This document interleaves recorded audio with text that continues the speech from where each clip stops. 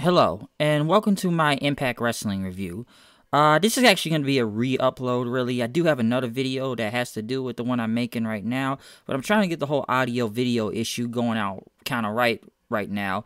And the last one I kind of looked and it sounded like it sucked. The last one I recorded sucked, and I'm still I'm still trying to get the kinks out. I'm still trying to figure out this whole put the audio here and the video there, and YouTube's a little weird with it. So I actually wanted to redo this one because this one actually sounds a little bit better going on with this one. But to start out with the Impact Wrestling review, there was a lot going on. As you all know, it is on a new channel and a new night on both Pursuit channel and Twitch. With so much wrestling news going on, it's almost like there's been even more wrestling throughout the weekend.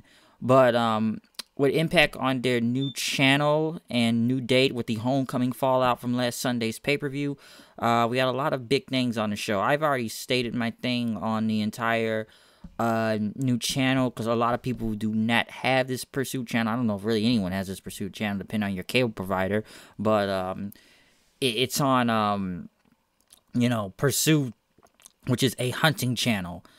I believe Anthem owns it, so I think I've said this before, Anthem owns it, so I think they're saving money on it. I don't know what the ratings are actually going to generate through this. I'm glad at least they let people watch it on Twitch at the same time. I did check out the Twitch feed to it also, but they do play a lot of TNA Classic flashback matches throughout commercials and stuff.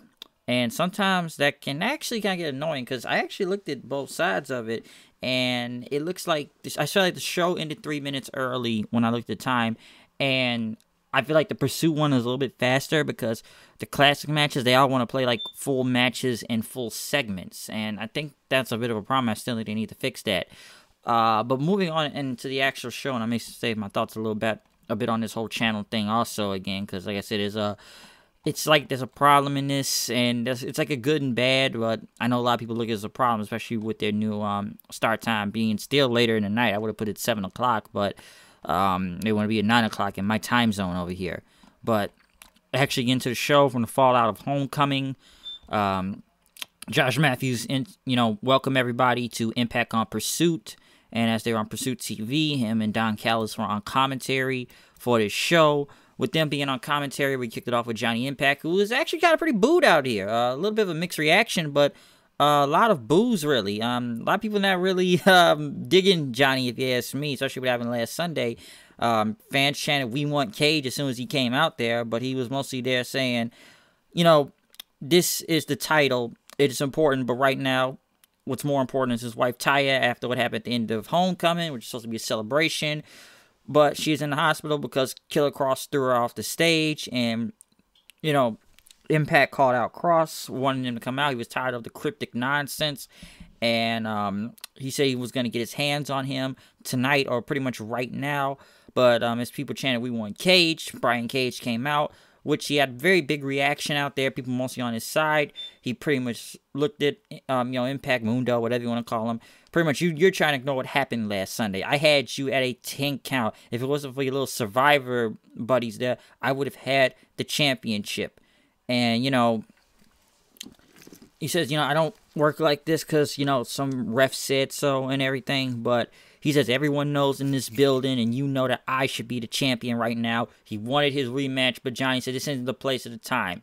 He pretty much tried to bring up Ty again, but Cage says, "I don't care about your wife, all right? You don't care about my family or my sacrifices or, his daughter or his, fiance or anything."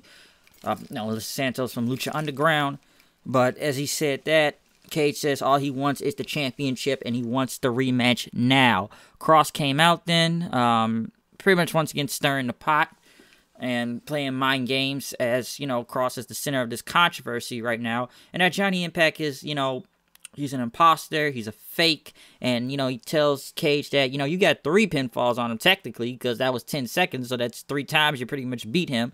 And that Johnny is just pretending to be a champion. And that he doesn't care about Cage's, family or sacrifices he's done, all right?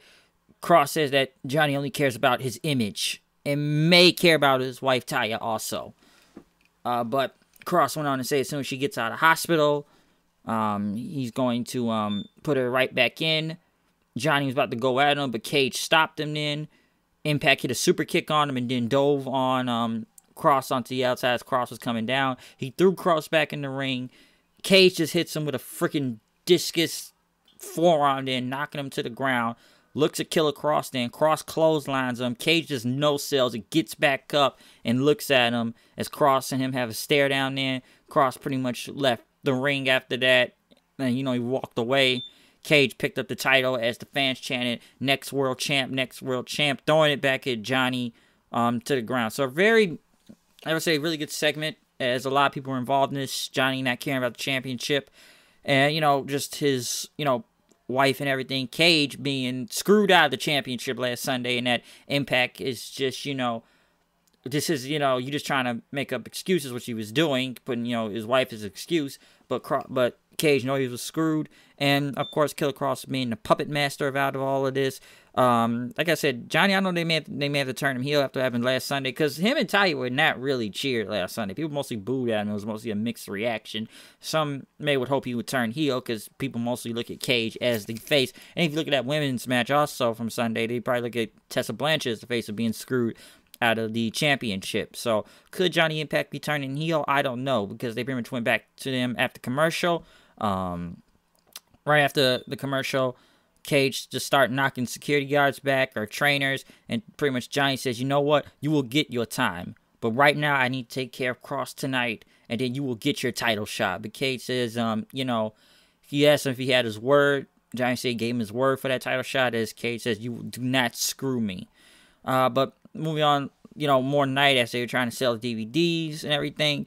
We went to the Lucha Brothers, Pentagon and Phoenix versus the Rascals.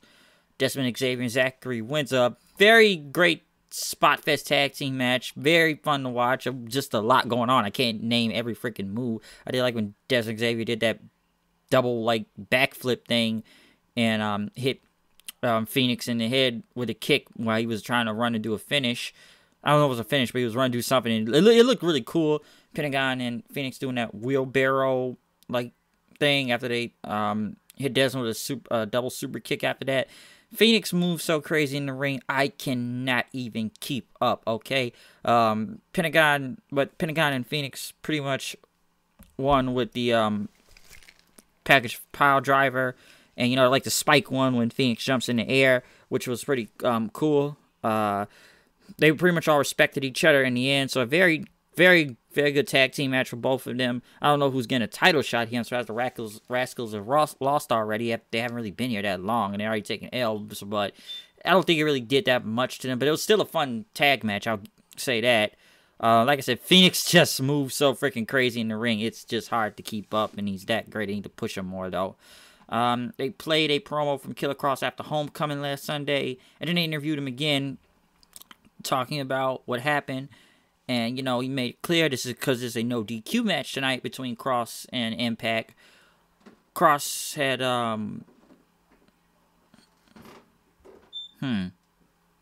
sorry about that, but, Kross pretty much wondered if, how Johnny, I guess, is going to try to hurt him, but he said he was going to hurt him tonight because the clock was ticking, and he was going to liberate Johnny from his former shell. New X Division champion Rich Swann came out as Josh Matthews was in the ring, pretty much asking Rich Swann, how he felt about winning X Division champion, as fans chanted, "You deserve it." He said it's one of the biggest moments of his career, and it was in the TNA Asylum, the original building where TNA first started.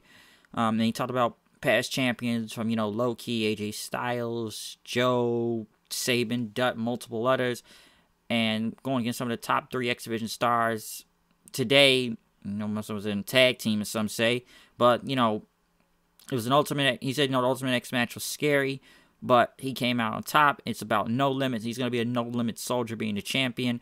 Sami Callihan came out then, pretty much threatening Matthews and Don Callis, and talking about Rich Swann then, about some of the rumors and stuff. Say they have a long history together. I don't know really what or from what promotion, but he said that family is everything. And he had an OVE shirt from the, I guess the merchandise saying, "Come back home to Ohio." I could have swore Rich Swann was from Baltimore last time I remember. I don't really know their past history. I think it would look weird if they put Rich Swann in OVE. Or maybe it could be interesting if he, turns heel and stuff, but is it this guy from Baltimore last time I checked? So I don't know where Ohio comes into this. The Mac came out there and started jumping Callahan. Swan tried to, pull both of them apart and get in Callahan's face, but Callahan pushed him out of the way as Mac speared him in. Pretty much putting a rematch between the Mac and Sami Callahan. A really good match, almost as great as the one they had on Sunday.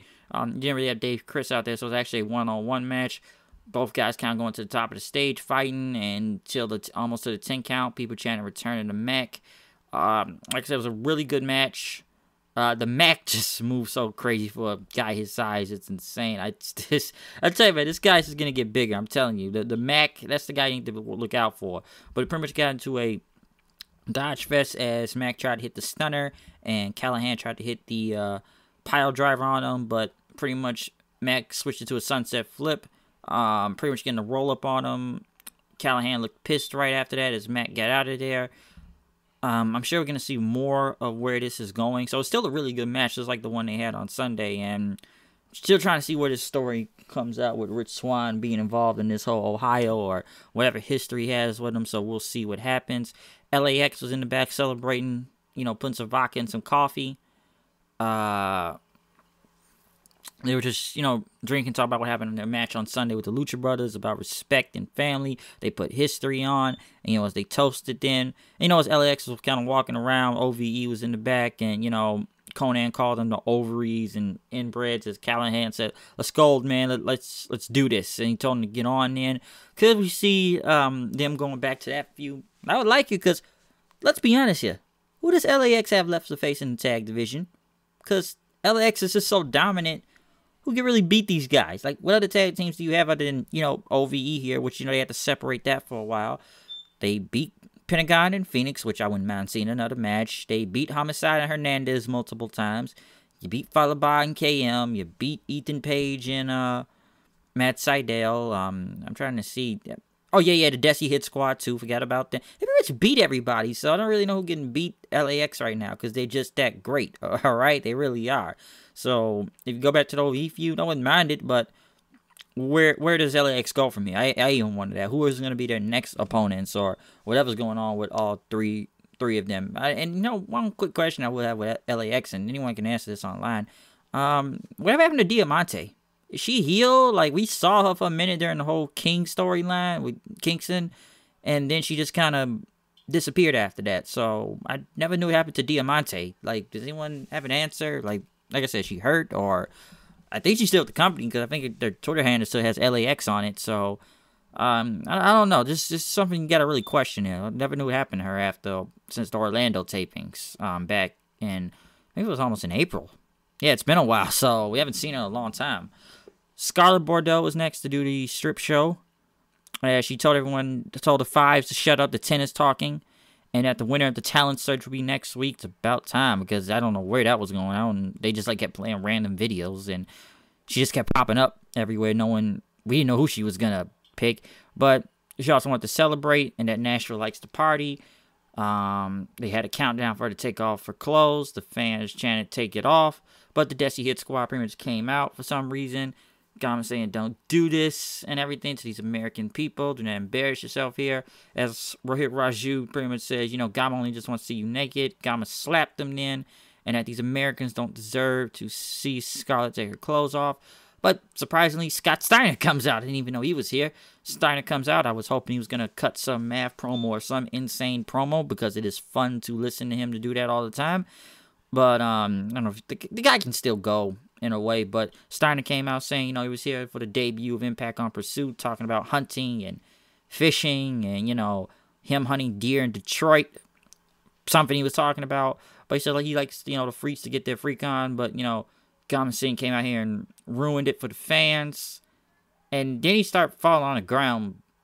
I didn't understand. Like, nobody didn't hit him. Like, some people thought it was a heart attack or something. I don't get what was going on. Like, he just failed. Was it a distraction? Looks something strange about that. But as Steiner was still talking, the Desi Hit Squad tried to attack him. Steiner immediately kills them, belly to belly. Flatliner puts him in a Steiner recliner at the same time, kicking the crap, making him almost burying him when you think about it. They're not going nowhere, but now you made him look like jokes with Steiner kicking the crap out of him. Scarlett pretty much said the strip show was going to begin. Steiner grabbed his seat. I guess he got a little bit of a lap dance right there. And she walked in the back after that, as, you know, Steiner pretty much just went to say, "Big Pump Pump is your hookup. Holla if you hear me."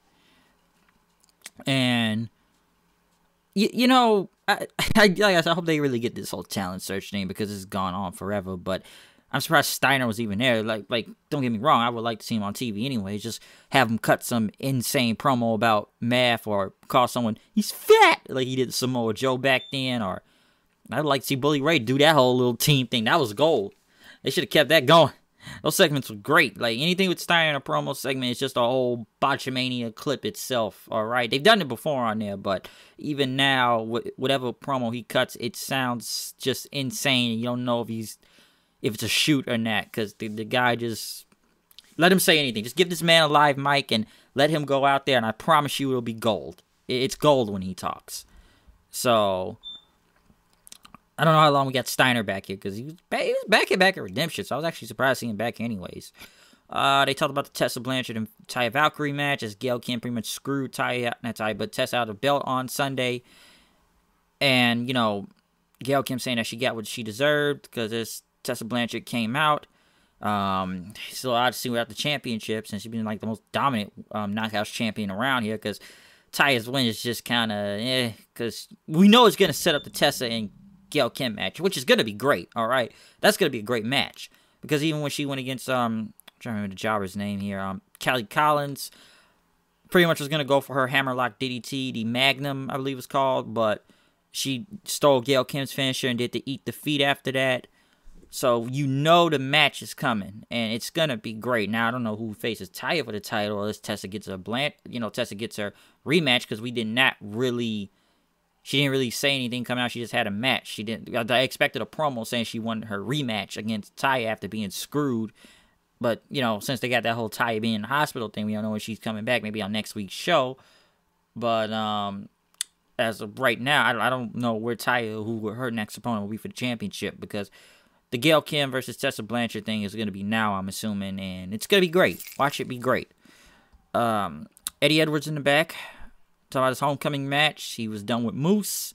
Him and his kendo stick Kenny were ready to move on, but Eli Drake stopped him, and he pretty much went on to say that, what did he say? Oh, yeah, he talked about, you know, yeah, you had a match, we had some changes in Impact, and Drake talked about he beat Abyss, and, you know, you being hardcore because Tommy Dreamer gave you that mantle, I guess, but you should reconsider bearing that flag. So I guess it's going to be an Eli Drake and Eddie Edwards match, or there's something going on.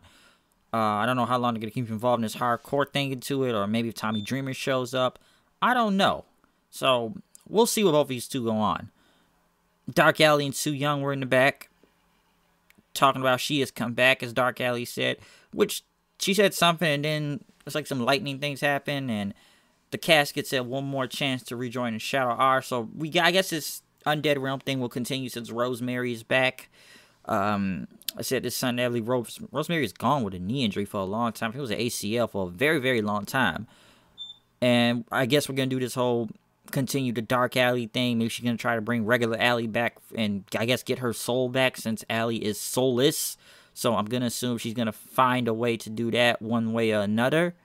I don't know what to expect where it comes. I know some people are really getting tired of this Undead Realm thing, because you might as well just move these women back into the title to picture or something, because I'm not going to lie, even the Undead Realm thing is going to keep going on, but I think Rosemary would be the one to kill it all, since she's actually back after she was gone for a long time, or being trapped in the Undead Realm, because last time anybody really saw Rosemary on TV was during the whole Undead Realm segment back in October, with the whole, almost like a broken universe thing, and she was still stuck down there for saving Allie and Kiera Hogan, and now Dark Alley is here, and I don't know, man. Like, we'll see what happens. You know, it's good to see Rosemary back, because, you know, she was gone for a while.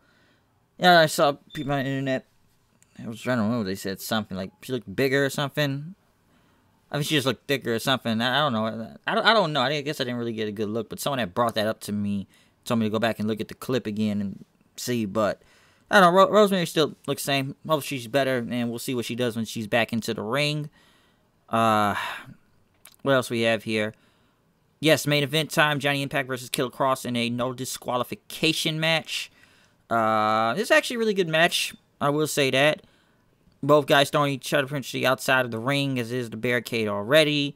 Of course, chairs would be involved. One thing I like was when Kross threw a chair into Johnny. Johnny caught it, and Kross punched the chair in his face to knock him down, which looked pretty cool. They kept throwing each other to the guardrail. Kross had some steel steps and put Johnny's head on. Was going to do a concerto, but missed.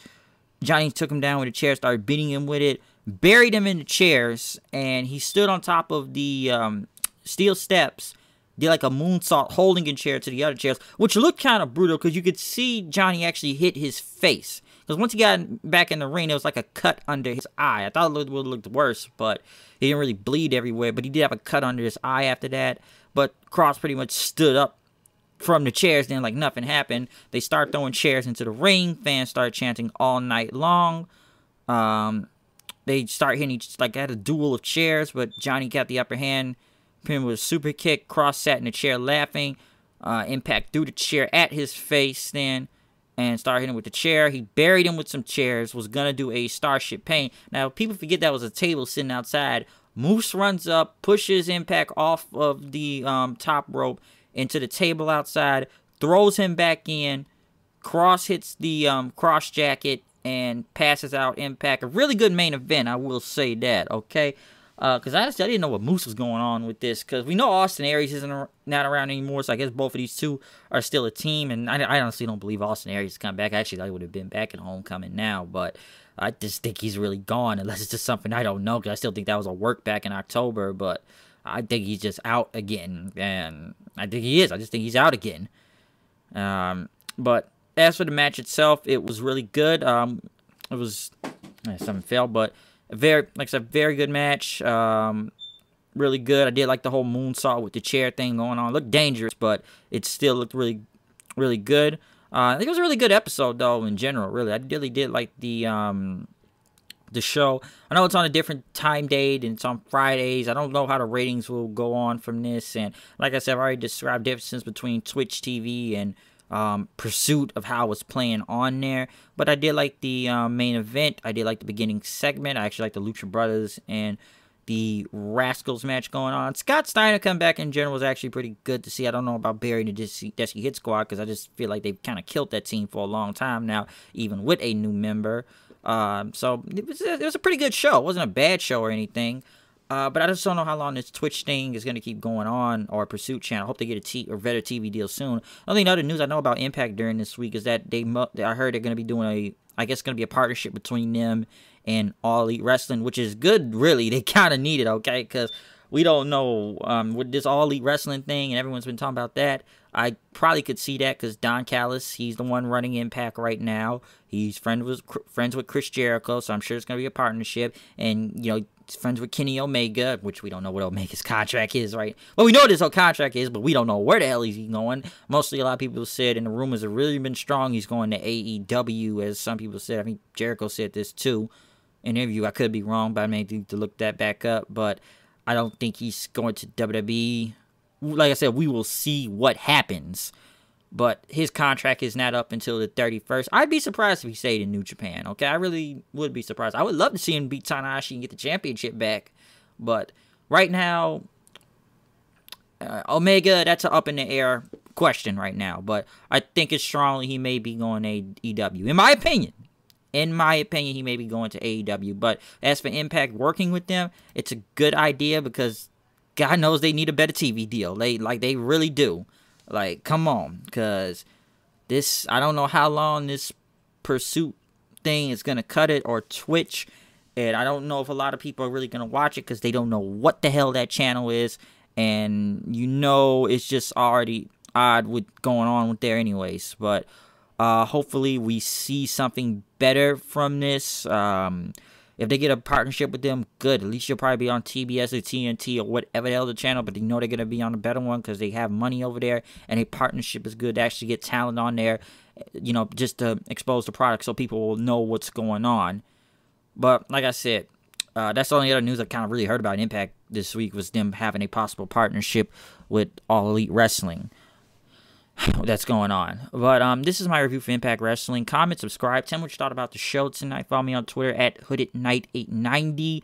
Once again, you know, it's me, DHWD, coming with the news and reviews. Keep it intact. We are now done with this review of Impact. It's been a lot of wrestling going on in the week, so please check out all my reviews from Wrestle Kingdom, Homecoming, Raw, SmackDown. With SmackDown, actually, is a double video, really, because it is SmackDown 1 / my thoughts on the All Elite Wrestling press conference from what they did this past week on, on YouTube and everything. If you saw that whole thing in Jacksonville, like I said, there's been a lot of wrestling going on and different dates, different times. And also please check out my NXT Takeover Takeover Blackpool review. I always get those names mixed up. I just want to say Takeover, not UK half the time. But I mean, this is a UK. Check out that review also when you ever get the chance for that. It's a lot of things being posted, a lot of content being made. So yeah, I'm gonna roll from here though. I am out of here. I will see you guys later. Peace out.